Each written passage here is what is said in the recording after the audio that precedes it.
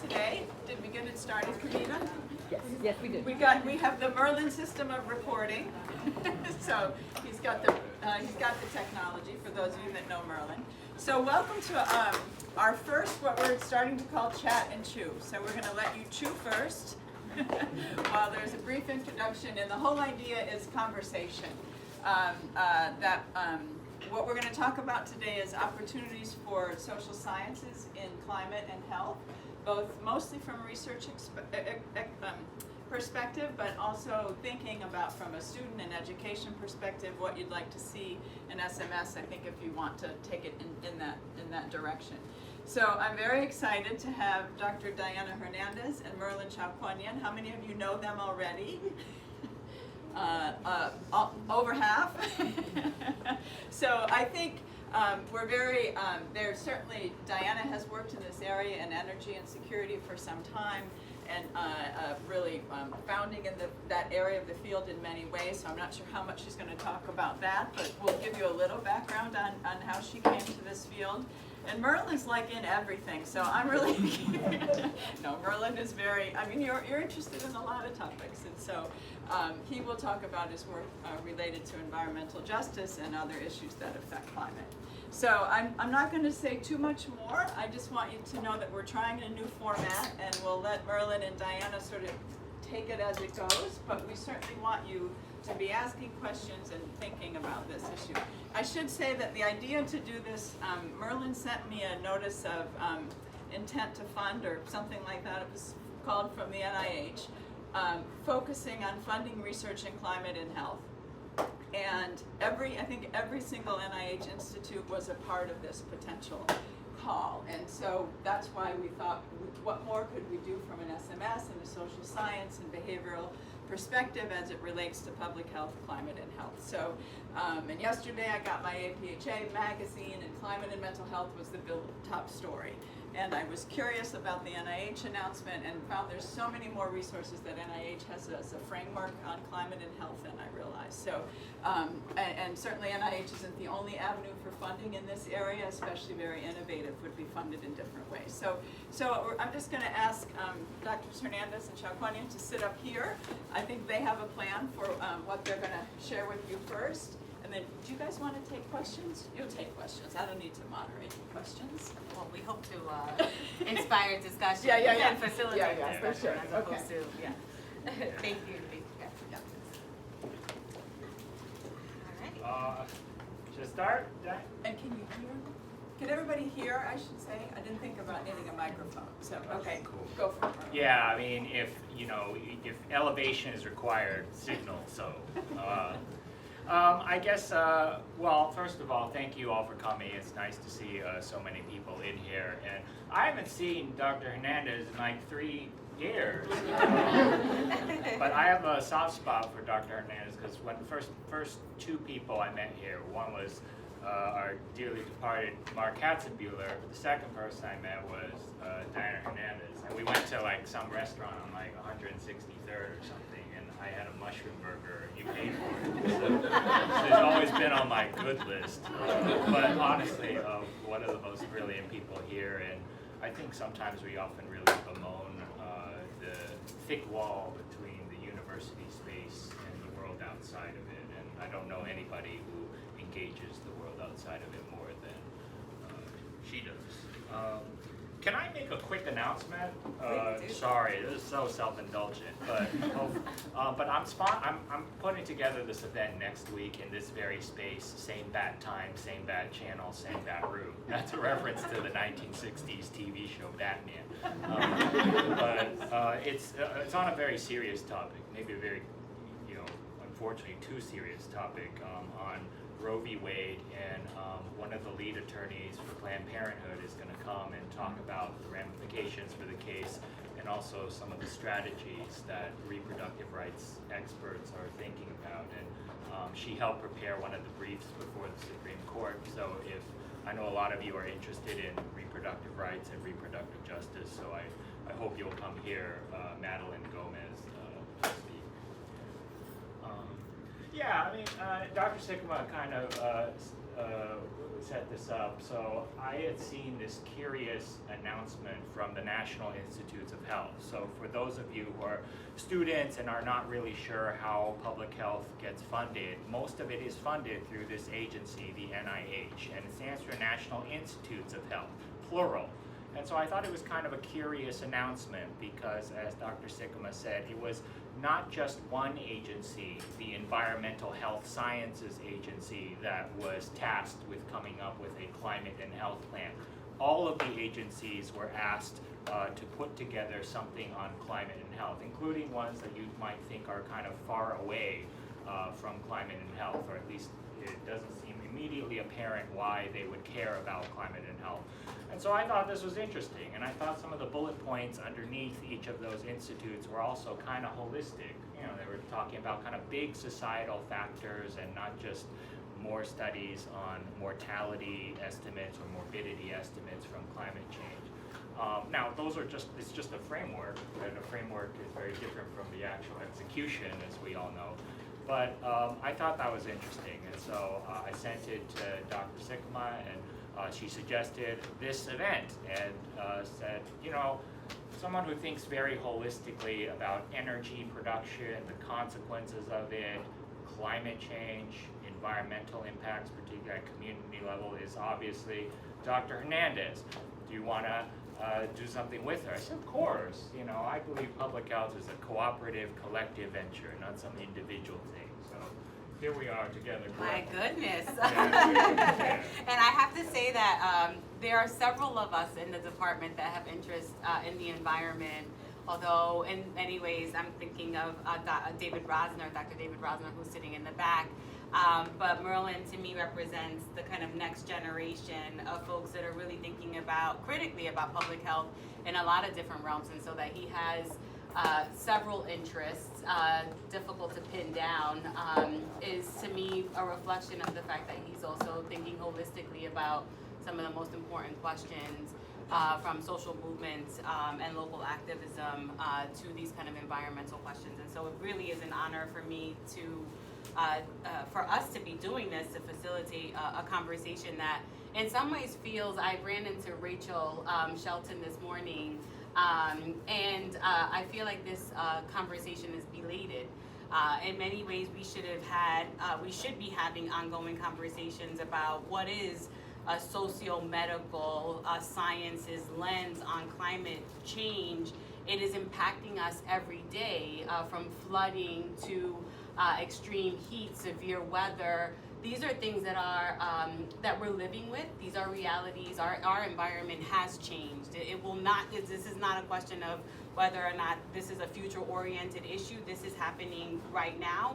How are we prepared to ask important research questions around this? How are we prepared to create pipelines of folks that are working on this space as practitioners and as future researchers? I think we are in a position where we might need to just catch up, and this is kind of at least a first step in getting there. But I think there's a lot of momentum.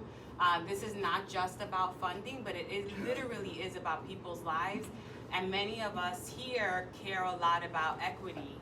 And one of the things that we know for sure is that climate change is not operating on equitable terms. Some of the communities that are least responsible for carbon emissions are also the ones that are most directly impacted by severe weather events.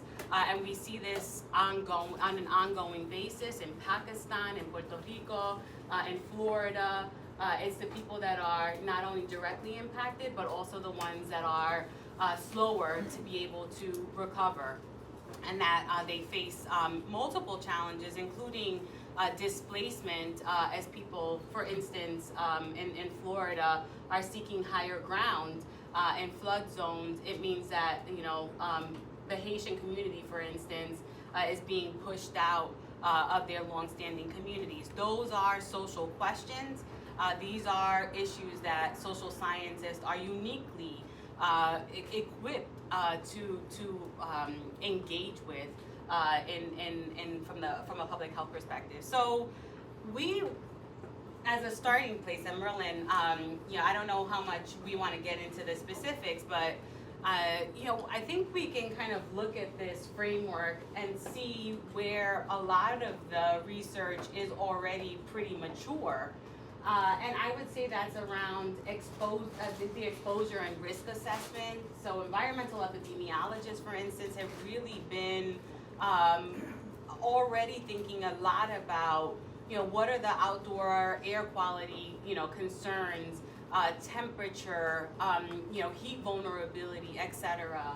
And there's kind of new research, and I think this is also like kind of an area where social scientists can really emerge around adaptation. This is it's an emerging issue.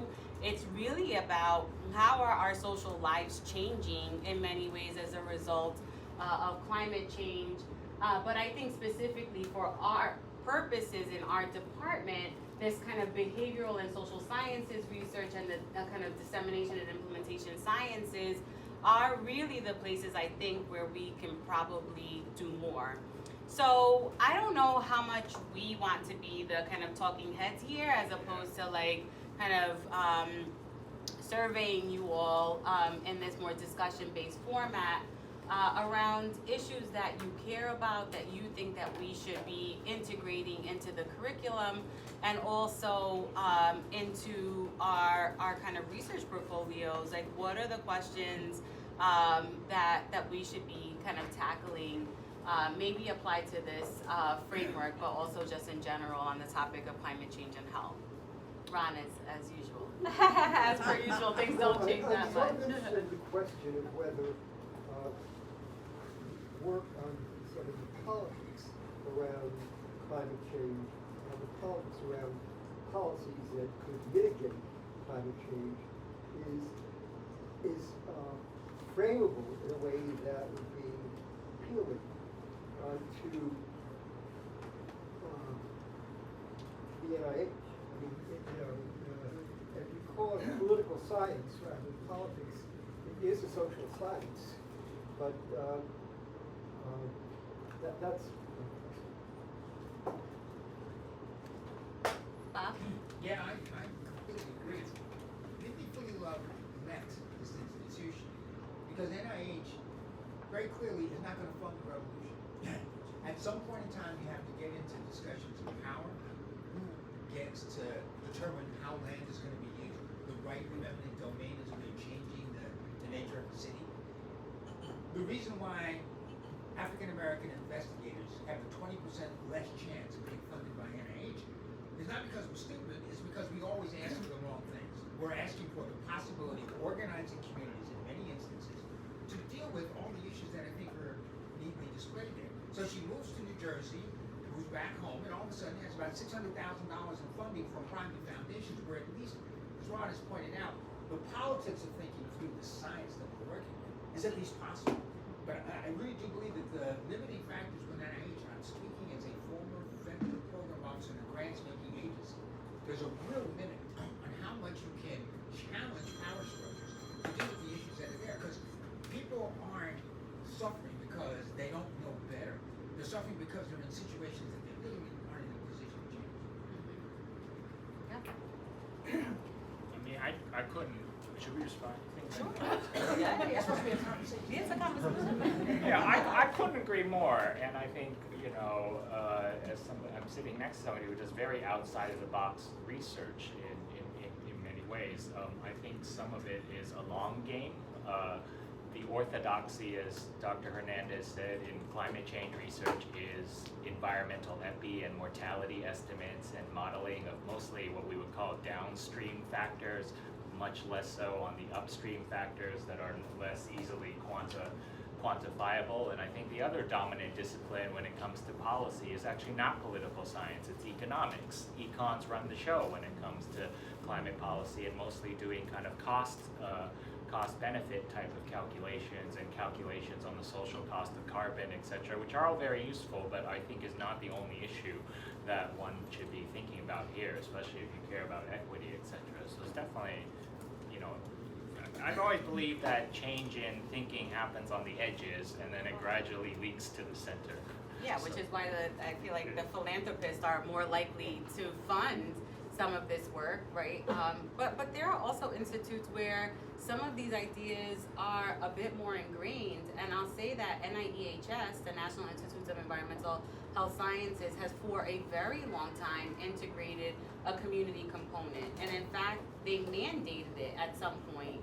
So you'll see that even like the P30 Center, where I happen to be the director of the Community Engagement Corps, and I am the incoming deputy director of that center. Essentially, has such an embedded community component because environmental justice is just so well established as an issue that needs to be addressed. Now, it isn't necessarily, I don't think it's set up for what social scientists or people that are kind of more on the public health practice side of things would be necessarily, I mean, I think it requires interdisciplinary projects. And I don't know that it will necessarily be something that, social scientists can do alone necessarily. I mean, but I have found, right, my Clean Heat projects, which were literally looking at the impacts of transitioning from dirty fuels to clean fuels in Upper Manhattan, really showed that it was kind of an equitable policy. It was very effective in terms of having near perfect compliance, but when we looked at, which of the buildings were still relying on their dirtiest fuels, it happened to be in environmental justice communities. But doing that work is really important because at least it helps to establish that these policies are unfolding, but they don't necessarily uphold the principles of equity in the ways that we kind of imagine that they should. So many hands. I'll let you do the bidding on that. All right, we got Ricky, Rachel, Kate. Yeah, masks. You never know. I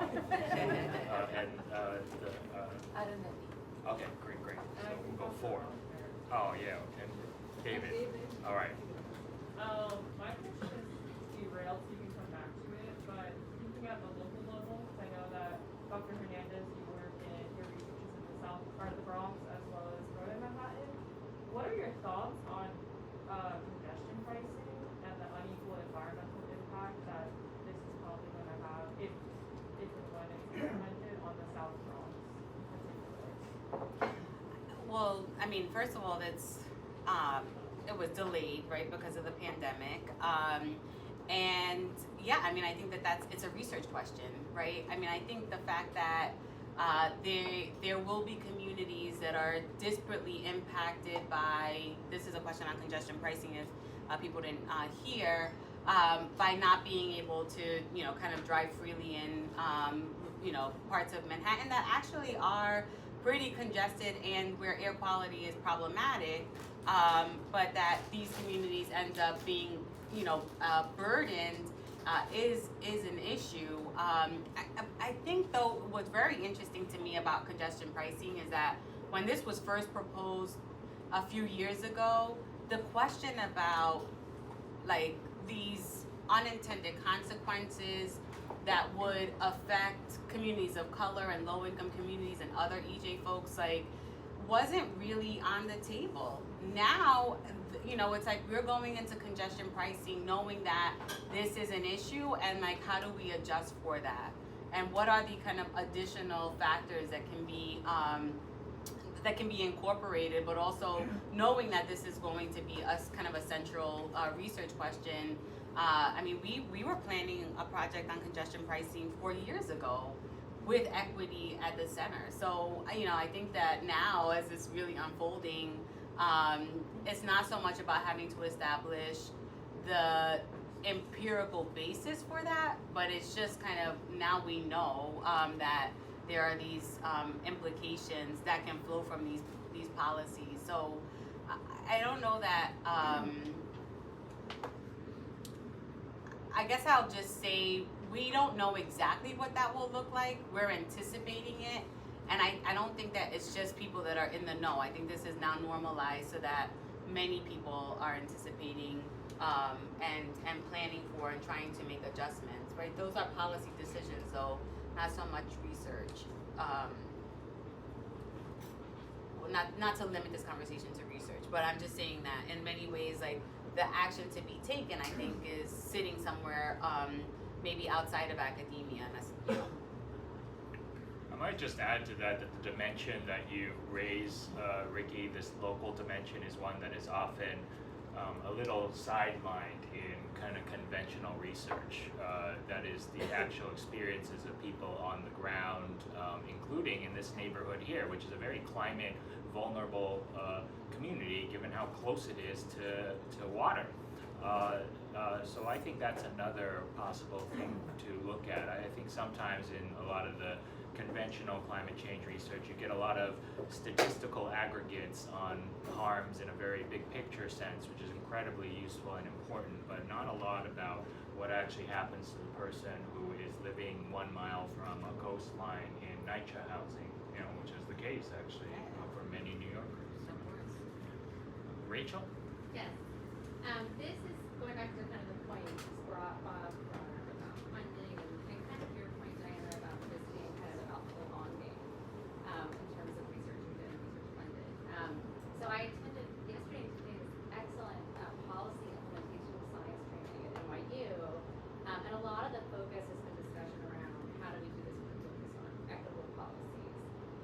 And it was interesting, a lot of the discussion was about how a lot of their funding has been diverse in terms of, you know, advocacy organizations, foundations, NSF, WT Grant, and NIH is starting to come around. And in the spring, I was part of a 2-day NIHS workshop that brought together climate scientists with implementation scientists about what are the research questions we can ask. Because NIH is interested in thinking about what are the equitable policies we can scale now that we've started to identify them. What are the, you know, justice-oriented programs that we've found work that we can think about disseminating to communities, disseminating, you know, in context of public health and public health departments, and disseminating the policy makers. What are the ways we frame these? So I think those are the questions where there's huge interest from organizations starting to answer them. So partnering and thinking about opportunities to bring the social scientists with the environmental health scientists who are doing that work on the ground, I think is such an important opportunity. So I think there's starting to be a shift, but you know, it's slow, but I do think. It's slow, but the policy implementation is fast. Yeah. And, you know, it's like, I think in some ways, if we're asking those questions around, like, you know, before and after research designs, you know, we have a lot of, like, catching up to do. The Inflation Reduction Act kind of incorporates a lot of environmental dimensions. Justice 40, you know, that's been around for several years now. So, you know, there's some I think we just have to, like, be a little bit more aware of what these policies look like, how they're unfolding in local kind of communities, and then being in positions, and oftentimes that's in partnership with folks that are on the ground, that might be community-based organizations, advocacy groups, et cetera, that are, you know, kind of, that have been working toward these issues, toward advancing the policies, but that now we can also be in position where research is really acting as, you know, in a service capacity, to answer and evaluate the impacts. And I think all the work Amisoda and others are doing around, you know, the partnership with the Act and all the environmental justice organizations that have been advocating for those policies. If you're partner to know what's happening down the pipeline compared to then understand actually their implementation, their sustainability, you know, and think about kind of some of those research questions. But I agree, we're often like, it's already happened, we're doing now. Well, and taking advantage of, like, the time-sensitive mechanisms, right? So some of those time-sensitive mechanisms are enacted around disasters, but they're also, my Clean Heat project was one of those. It was a time-sensitive mechanism, R21, that, you know, it was like we knew that the policy was unfolding, and we kind of were in a position to ask those questions. Similarly, my R01 now is like kind of the same thing with NYCHA and smoke-free housing. So I think, part of it is just, I guess, being on the lookout, and also being aware of what's coming down the pike. Yeah. It's kind of funny, even if there is this frustration that Bob and Ron have expressed with the NIH orthodoxy, I think environmental justice is a great example of where some people in NIH get it. Because, right here, we act, gets a lot of support from NIEHS and NIH, and there are a lot of other environmental justice organizations around the country that have gotten important resources from the federal government, principally through NIH, and so there's something to build on there, I think. I teach environmental justice, and I always ask, what are the victories of environmental justice, and let's tabulate it. And this is usually one that goes in the victory column sometimes. Okay. I was actually going to say basically the same thing as Rachel did. Just thinking to your first point about it being the long game, I'm sort of like, I don't think we have time for that anymore. So Very true. or Anything in case of, climate. How you can work with NIH, or I think provide sort of like a sustainable baseline funding if you can do that, and then get faster, smaller projects. But I would be interested to see the call, because my experience also, at least in dissemination and implementation science and system science, they want policy now. They don't want to see more people working at just the individual level or the community level. It's like, how's it going to tie back and eventually then be disseminated and scale, things like that. So I'd be interested to see what they say there, because I wouldn't rule out that they would be against policies as well. Yeah, I wonder if the community participation part is one of the other entrees besides in addition to what Rachel mentioned. I had a bizarre experience where I was on a review panel with engineers who were doing something not on climate change but COVID.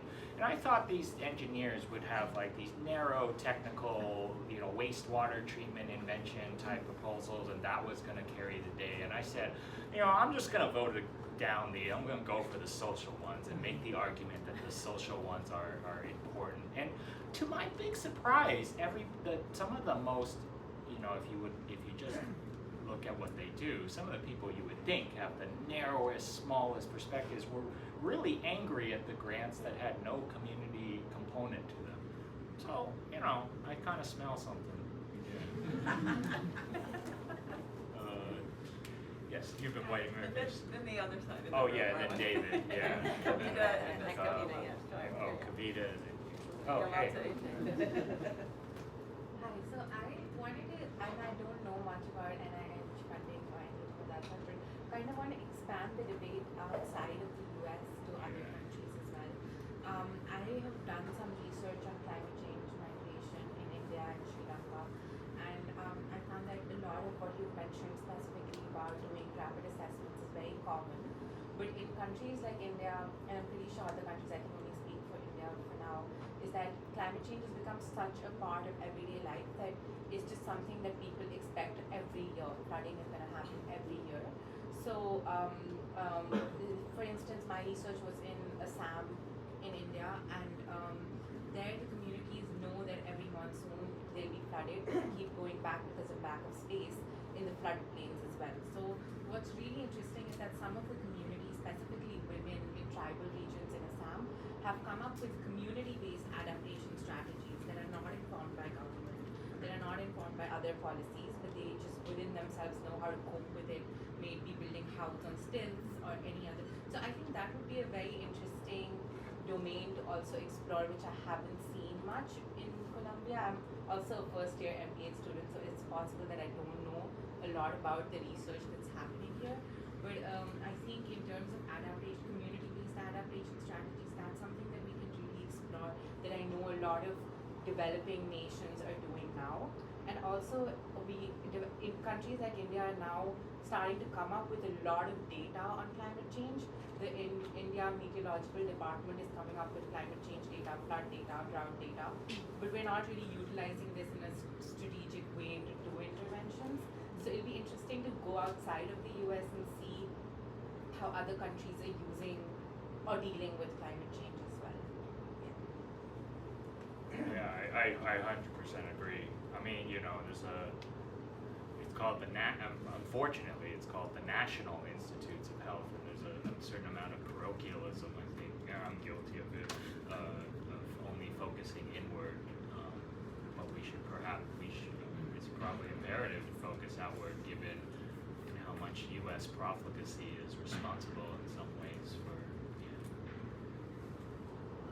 Well, I think you mentioned one other thing, which is about community strategies, right? I mean, I think lifting those up, that's so important, and I think it's about like providing, just giving voice, right, to these experiences of folks that are so directly impacted, and yet oftentimes like their perspectives are not incorporated, and so giving life to that, I think is that can happen really around the world, but that local knowledge base and what people are doing, I always like to say that poor people are oftentimes like the best environmental stewards, and they're not given credit for that, and so it's our job in some ways to like, again, be in service of sharing those stories and that perspective. David. Yeah, this is a topic pretty close to my heart, so I'm going to just try to be very, very brief. But one of the big battlegrounds right now, this is a war. This is not just more information that we need or more services. I think you need to speak up, David. It's a war. I'm sorry, what's that? Just speak up a little. What's going on right now out there in the countryside is a war. And the war is not necessarily happening among scientists. It's not necessarily happening within government. The war is going on at the grassroots level around lawsuits and major efforts to get companies held accountable for what they've done to us. It's close to my heart because I'm going into court for a week next week. But the states of Washington, I just want to bring people's awareness to it because I don't think you know about it. The states of Washington, California, and Oregon are engaged in massive environmental lawsuits to try to get Monsanto and other companies to clean up the mess they've made over the last century. And so I just want to bring people's awareness that this is not just a need for more information. This is something that's going on literally at this moment, and often below the lens of the NIEHS, below the view of NIH, below the funding mechanisms that exist. But this is going on, and I don't quite know how to say this, but Sheldon Whitehouse is coming in a couple of months to speak here. He's the senator from Rhode Island who's been on the forefront of environmental justice issues in the Senate. He's given 247 lectures on environmental justice and environmental pollution and global warming. And his basic analysis is that there's enormous amounts of dark money, enormous amounts of power that are going into, in some sense, promote more research among us, because research creates doubt. Research creates more questions. And one of his fears is that we as a profession, he's not talking about public health, but that the elite professions have gotten so involved in proving to themselves and debating among themselves causation that's given openings for these companies to continue to pollute, to continue to get the Supreme Court to pass legislation, to continue to appoint people like Neil Gorsuch and Kavanaugh. Kavanaugh's father was the head of the Asbestos Information Association for 30 years, promoting asbestos in our environment. Neil Gorsuch's mother was put in charge of the EPA to dismantle it in the 1980s. That there was a huge political undercurrent, political base, and in some sense, they're happy for us to debate among ourselves different kinds of nuances of issues. I don't want to, it's not a condemnation of us, but we have to be aware that we actually play a role, sometimes not such a great role, in kind of trying to look for more money for specific narrow projects. I'm sorry, I didn't mean to go, I'm giving a paper about this tonight, and I'm going out of court for 5 days next week, and so my brain is just filled with all the great issues that you guys are raising, but I want to put it in perspective, not to think it's just a matter of getting a better study. I'm sorry, did you have a direct response to that? Yeah. So I completely agree, and a lot of this for me, I'll take one later on. But I'm a germaphobe, so people know. I get it. A big one for me is a couple years ago at APHA, we had several leaders from various indigenous groups present at the closing.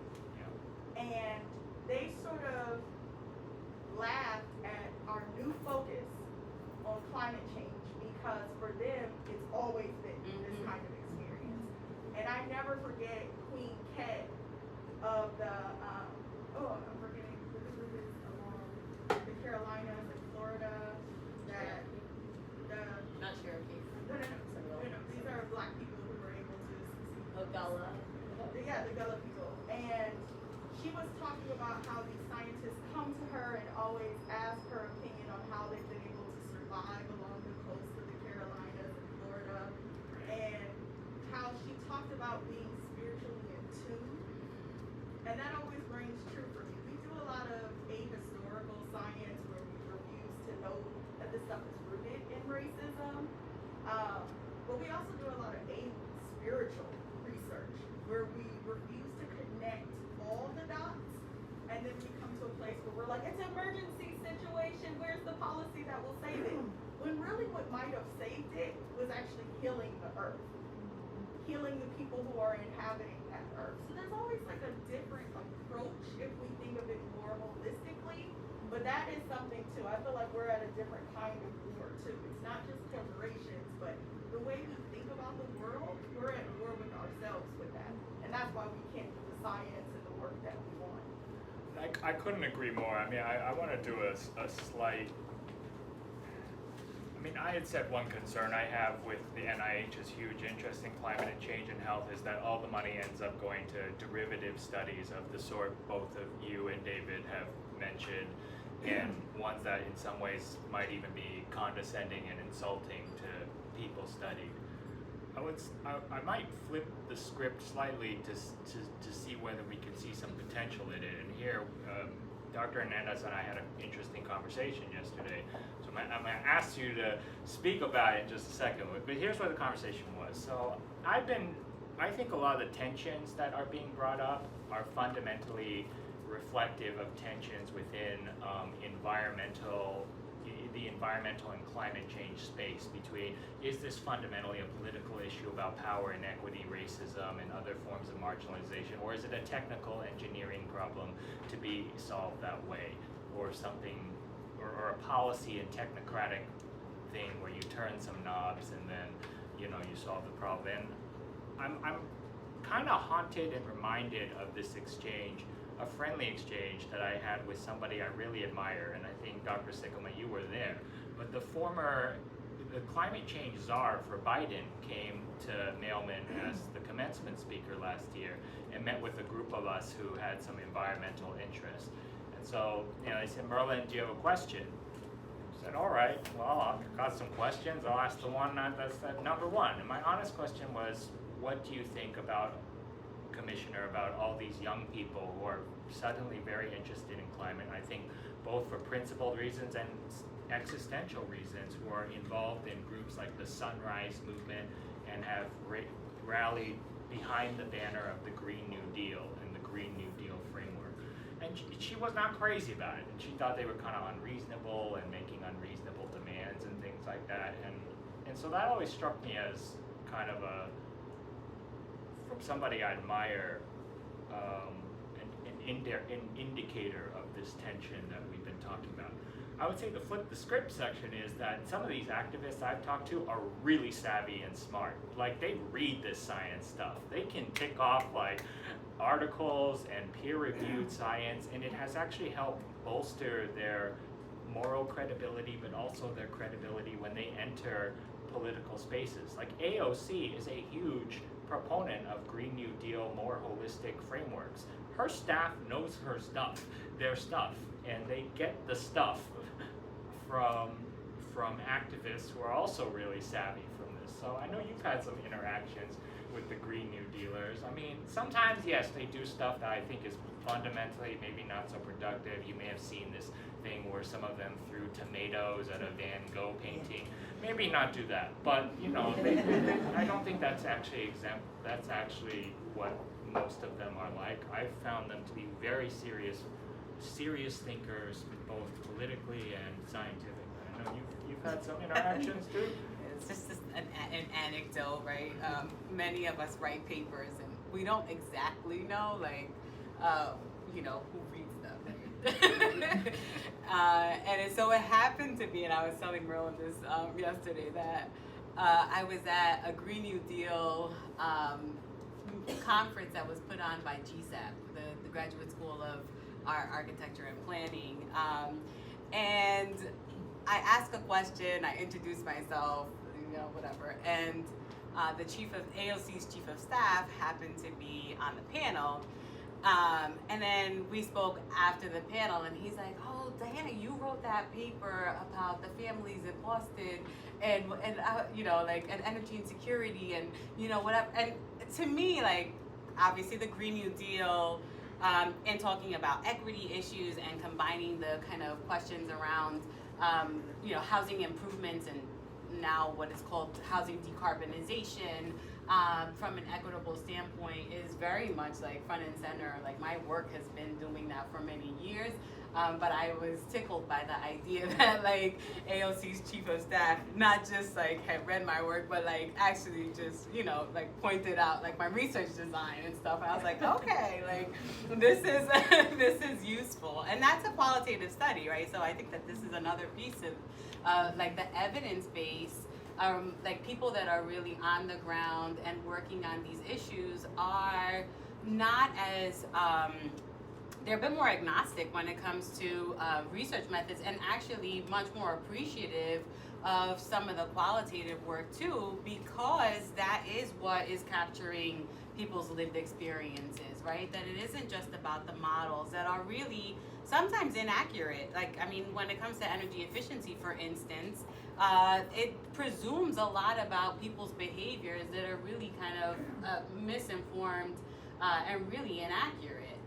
And so we really do need this kind of balance of evidence.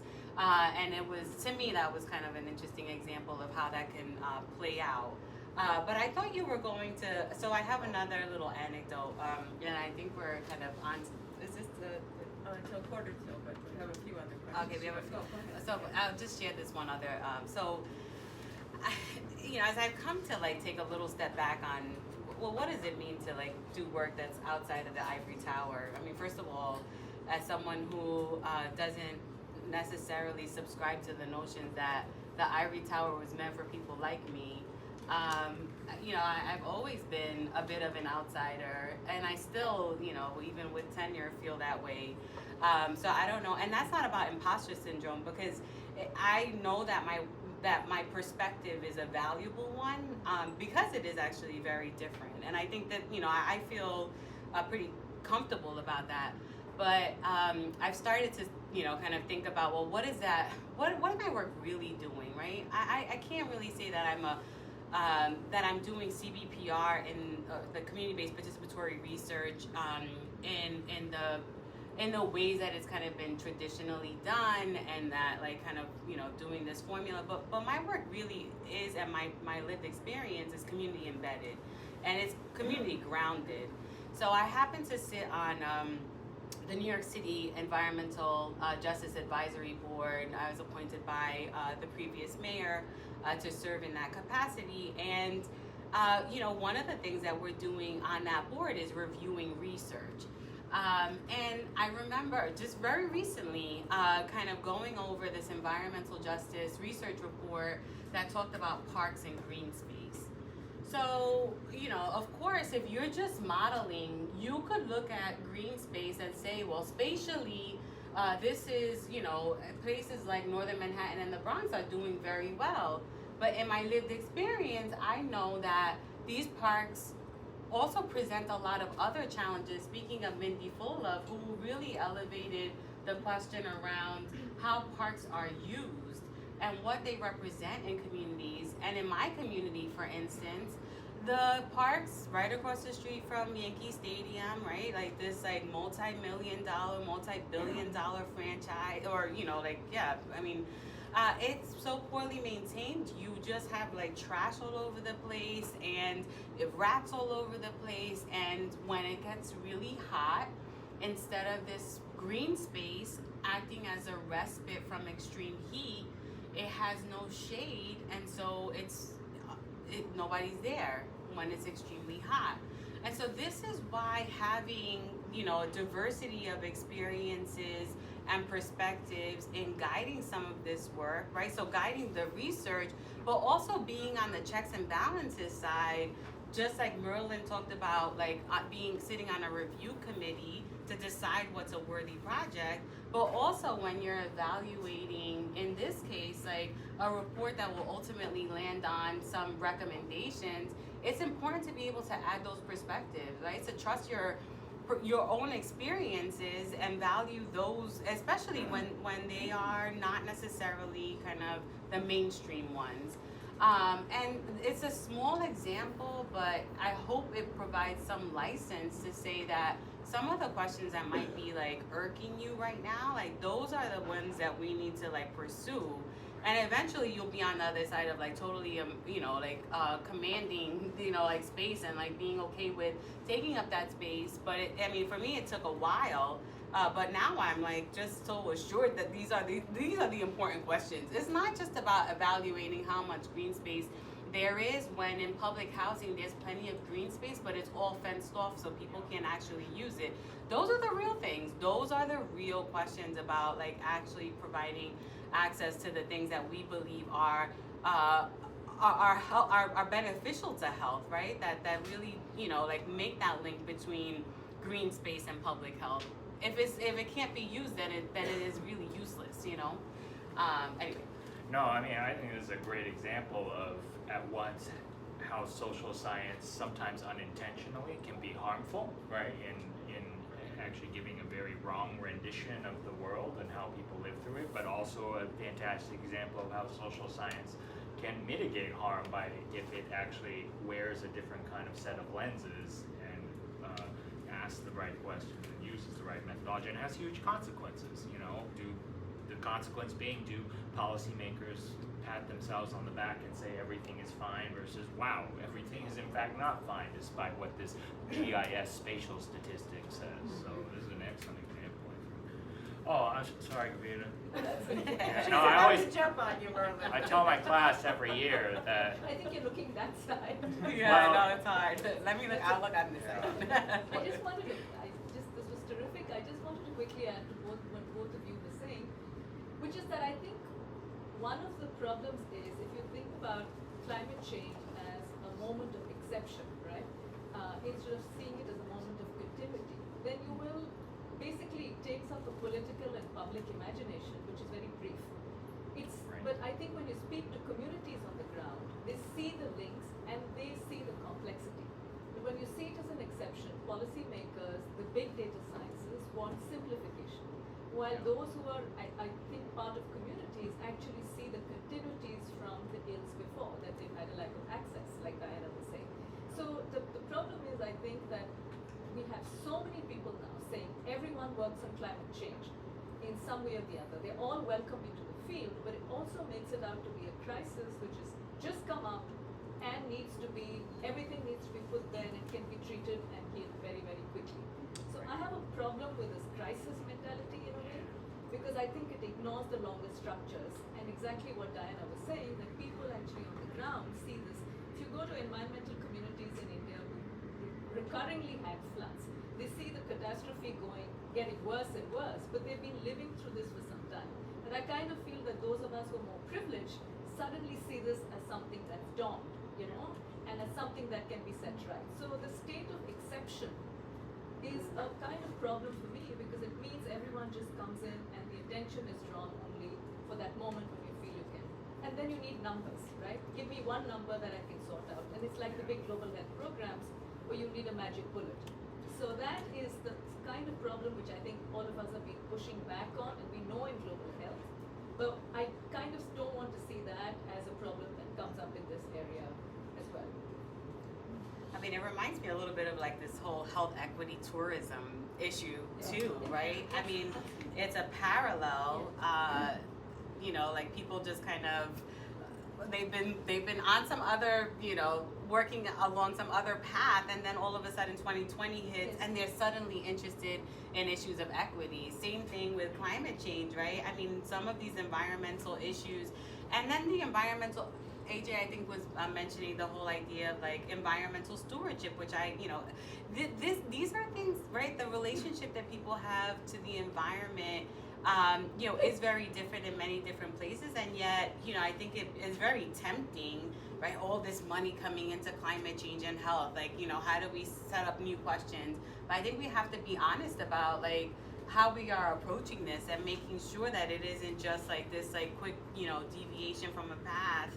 And I think that that also invites a lot of opportunities for exploitation, and, you know, for almost abusing other people's intellectual property in ways that are really problematic.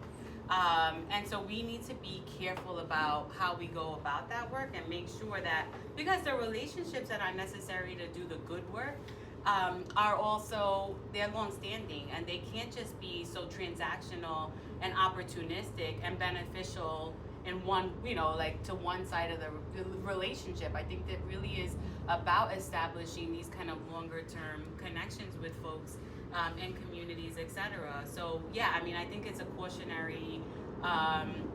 It's I think we need to, you know, kind of heed the caution on that because it is otherwise tempting to like just pursue all of these millions of dollars that are suddenly opening up for an area that you really may or may not be like that committed to. I mean, I might just add too that neither Dr. Hernandez nor I is a climate expert. Absolutely. But we got to it by studying other processes that then feed into climate. So in your case, it is energy, housing, community development, and it's very hard studying those things, and you can't study those things and avoid climate at some point. And, you know, for me, it's just inequality and kind of urban politics and environmental health regulation and air pollution kind of stuff that, oh wait, this isn't just this one community that's suffering from air pollution. It has large-scale consequences. But I just mentioned that, Kavita, because I think, you know, there's some people who want to frame climate as this narrow kind of thing that's somehow divorced from the rest of society, and you know, others of us who I think want to see it as a cross-sectoral thing. And, you know, even in this more narrow research community question, I think that is a tension that is going to play out. Angela, you had something. You know, not to bring back politics, but I think we have to. Just really quickly, and not to point it out, but, you know, let's think about it. The best policy, the tightest, you know, evidence-based and the rest of it. If there's a new administration, they have the power to enforce it or not enforce it. They can put somebody in charge of whatever that is, whose purpose is to kind of subvert the legislative intent. They can like affect what kind of funding is there. They can put people even in, we learn now, who are in the oversight positions, right, as well as the courts. So this is, what's the research there? I mean, I'm not, that's it, that's the reality, but is there a room for research into that part of it? And of course there's mobilization, there's movements that can kind of help with that a bit. But, you know, it really comes down to the kind of, what is it, the fourth, you know, kind of pillar of politics, which is the extent to which, and that is the strategy, you know, in terms of, and so it's just like, is there research there in terms of, because we're talking about evidence to kind of inform policy, right, and evidence to inform, research to inform advocacy, which is all correct, but, you know, are there research possibilities? Are there, you know, what, if anything, can be done with that if the different institutions that are in our political structure under the executive, whether that's at the local, state, or federal levels, specifically federal level.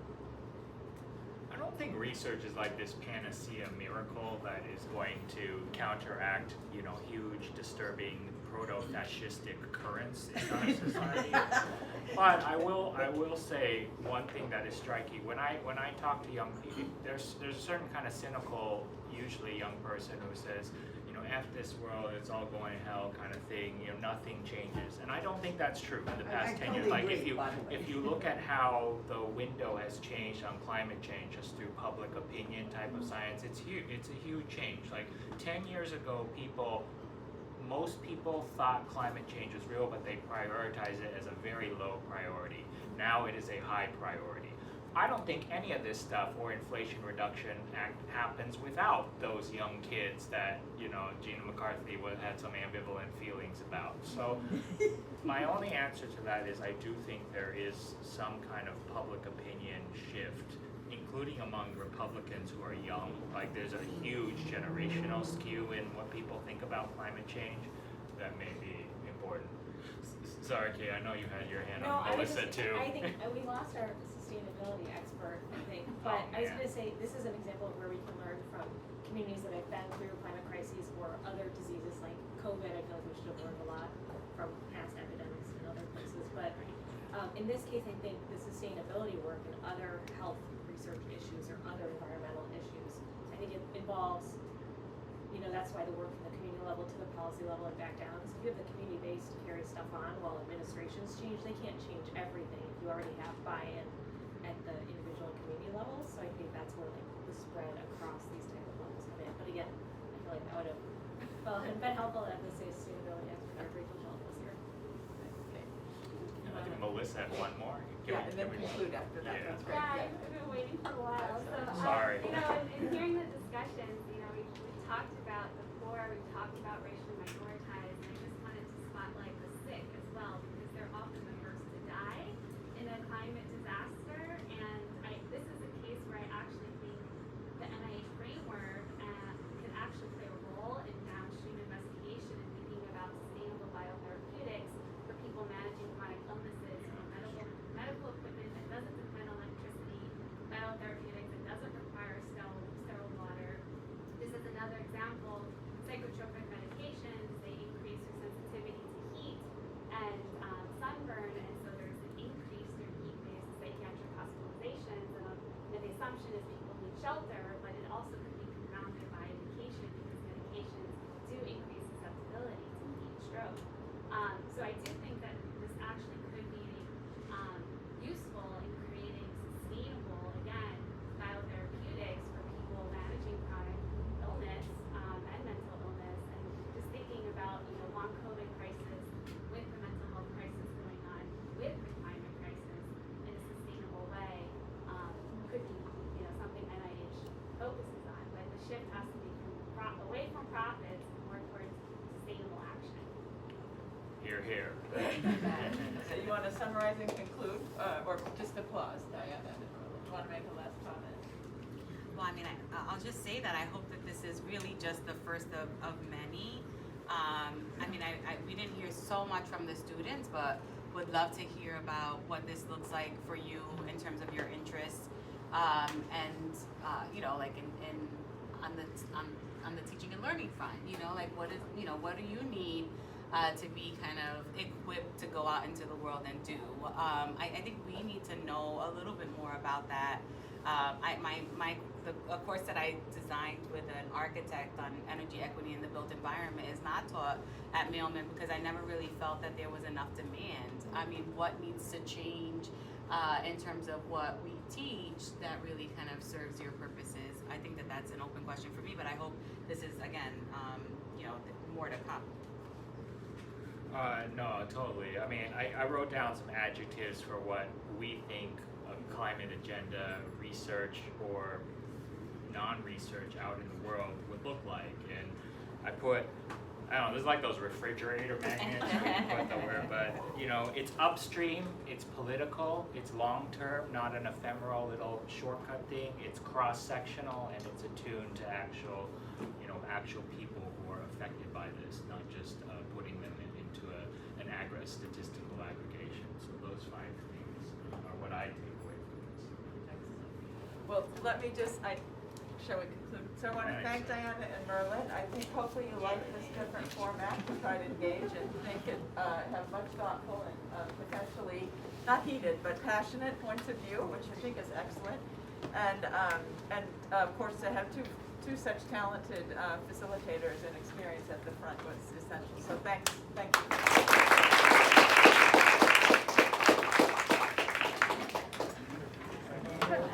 Why?